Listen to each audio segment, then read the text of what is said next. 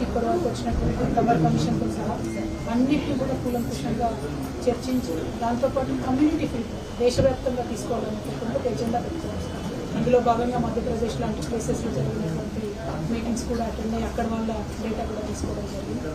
తర్వాత తెలంగాణ వ్యాప్తంగా కూడా ప్రతి జిల్లా తిరిగి యునైటెడ్ కూలర్ ఫ్రంట్ అనే ఆర్గనైజేషన్ ఈసీ మేధావులందరితో ఒక సంఘం ఆవిర్భవించింది. భారత జాగృతి తెలంగాణ జాగృతి ఆధ్వర్యంలో మేము కూడా అన్ని జిల్లాలు తిరగడం జరిగింది. తిరిగినటువంటి సందర్భంలో చాలా పాయింట్స్ హైలైట్గా చాలామంది బీసీ మేధావులు ఇంటలెక్చువల్స్ షేర్ చేసుకోవచ్చు.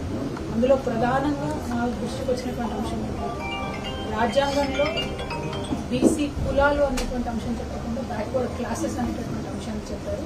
అక్కడి నుండే మాకు ఇబ్బంది స్టార్ట్ అయింది.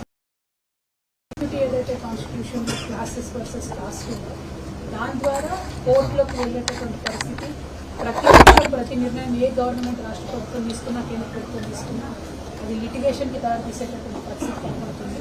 రాజ్యాంగ సవరణ జరగాలనేటటువంటి ప్రప్రథమంగా అన్ని చోట్ల వినిపిస్తున్నటువంటి డిమాండ్స్. సరే, రాజ్యాంగ సవరణ జరగాలి అని అంటే అత్యధిక మెజారిటీ ఉన్నటువంటి పార్టీలు అది సాధ్యపడుతుంది అనేటటువంటి అంశం మీద కూడా భిన్నమైనటువంటి అభిప్రాయాలు వచ్చింది. సో మా ఫస్ట్ రిక్వెస్ట్ ఏంటంటే సార్, బీసీ తమరు కేంద్ర ప్రభుత్వానికి దయచేసి రాజ్యాంగ సవరణ కోసం తెలంగాణ వ్యాప్తంగా మా వాణిని మీ వాణిగా సిఫార్సు చేయవలసిందిగా ఒకటి కోరుతాము.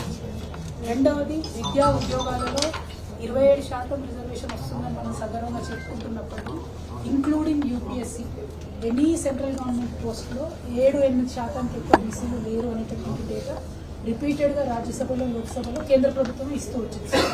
ఎస్పెషల్లీ యూపీఎస్సీలో అయితే 5% కూడా దాటడం లేదు. ఇంకా గవర్న్ అని మనం అనుకుంటాము. పొజిషన్స్లో బీసీల సంఖ్య దాటడం లేదు. సో దానికి పటిష్టమైనటువంటి చర్యలు కేంద్ర ప్రభుత్వం తీసుకెళ్లాలని చెప్పి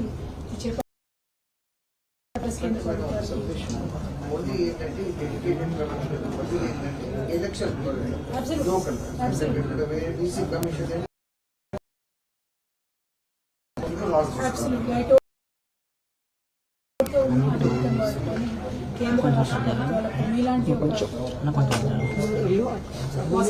స్టేటస్ ఉన్నటువంటి కమిషన్ చెప్తే ఆ సీరియస్నెస్ సిఫారసు మాత్రమే, అడ్వైజ్ మాత్రమే చేయమని మేము రిక్వెస్ట్ చేస్తాం. అంటే బికాస్ ఇన్ ద ప్రాసెస్ మీకు సమాజం నుంచి వస్తున్నటువంటి డిమాండ్ చెప్పడంలో టీఓఆర్ మీరు అధిగమించినట్టు కాదేమో అని ఒక నా అభిప్రాయం.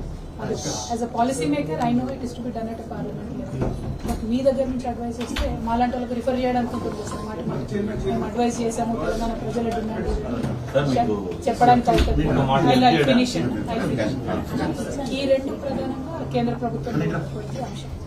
ఐఐటి, ఐఐఎం లాంటి ప్రెస్టీజియస్ ఇన్స్టిట్యూట్స్లో ఎంతో పోరాటం చేస్తే తప్ప ఓబీసీ కోటా ఫుల్ఫిల్ అవ్వడం లేదు సార్. అది ఇయర్ ఆన్ ఇయర్ జరుగుతున్నటువంటి వివక్ష. దానికి ఒక separate stream line green channel లాంటి సిస్టమ్ డిమాండ్. ఇవి పక్కన పెడితే రాష్ట్రంలో ఇవాళ జరుగుతున్నటువంటి ఎక్సైజ్ ఉన్నటువంటి అభిప్రాయం ఏంటంటే డెడికేటెడ్ కమిషన్ వేసి ఆ కమిషన్ పరిధిలోనే మొత్తం ఎన్యూమరేషన్ జరిగి ఉండాలి అనేటటువంటి ఒక అభిప్రాయం అయితే అంతటా వ్యక్తమవుతుంది.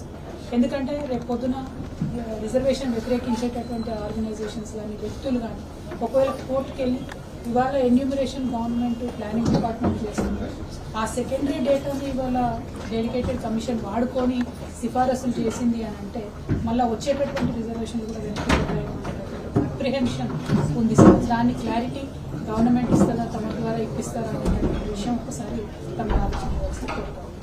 ఎందుకంటే ఆ ఎన్యూమరేషన్ మీద డౌట్ ఉంది కాబట్టి చాలా మంది డేటా షేర్ చేయడానికి ముందుకు రావడం లేదు.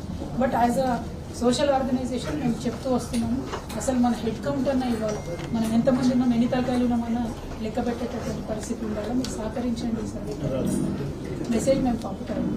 సో ఆ ఎన్యూమరేషన్ విషయంలో మాత్రం లేకపోతున్న లీగల్ స్క్రూటినీకి నిలబడుతుందా లేదా అనేటటువంటి డౌట్.